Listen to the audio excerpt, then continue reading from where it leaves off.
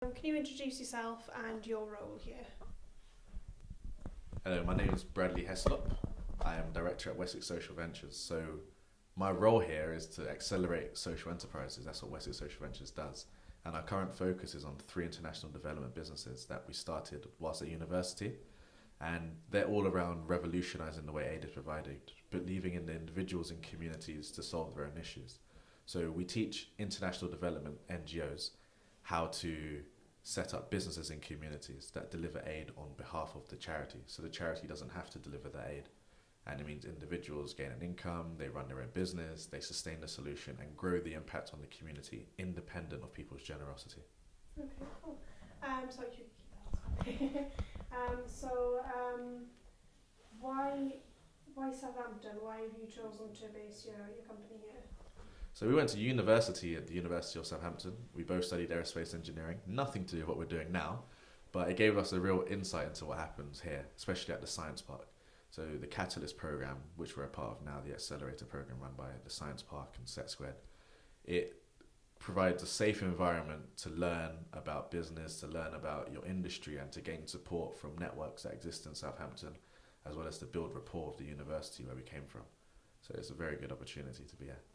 Okay, brilliant. And how has your business grown? Obviously, it's something that started off while you were in university. How has that progressed and grown into where you are now?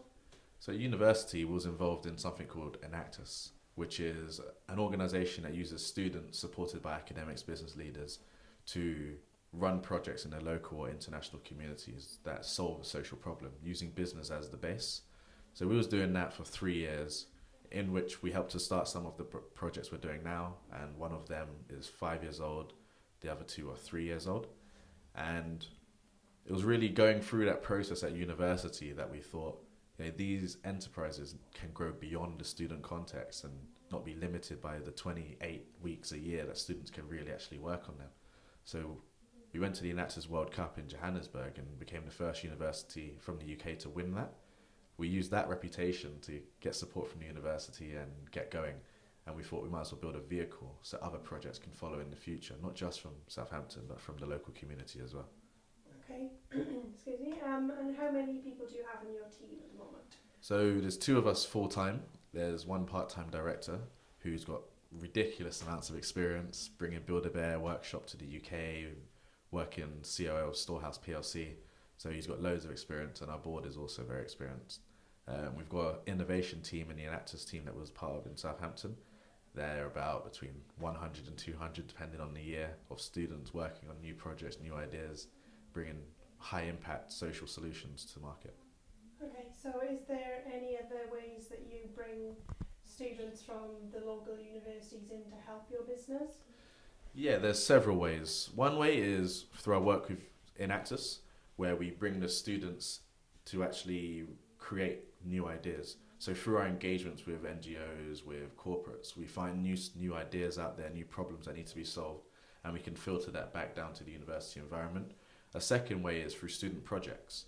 So helping get dissertation submissions out there. If you do engineering or science, we can get designing products into your curriculum, so they can actually work on those solutions from their degree, which also can be used in real life through the projects that we run.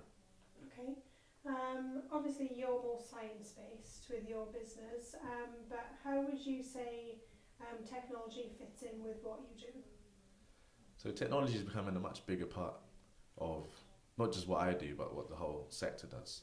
So it's very difficult in international development to be on the ground and to fly over there constantly to get information, to get data, to monitor what's going on is near impossible if you want to scale, because you need the money to be implemented into the projects, not to be wasted on flights and logistics. So the biggest tech influence we have is through mobile payment systems, actually. So getting the microfinance loan that we provide to the entrepreneurs when they start their business, getting that money back to be reused in more communities and to make it move around more smoothly. Another part of tech is in actually getting the impact measurement processes in place. So monitoring, evaluating, how do we get that data from the communities so we can see how well the businesses are doing and also how we can scale and improve the models. Okay, and in terms of students who are currently studying in the Uni of Southampton or Southampton Solent, obviously there's a big pool of talent within the tech industry for them. Is that something you're likely to tap into? Not internally. So as an internal business, we're all about social innovation and social sciences, and we'd be looking at that to recruit internally. But as an external skill, it's definitely something we'd be interested in using on a case-by-case basis.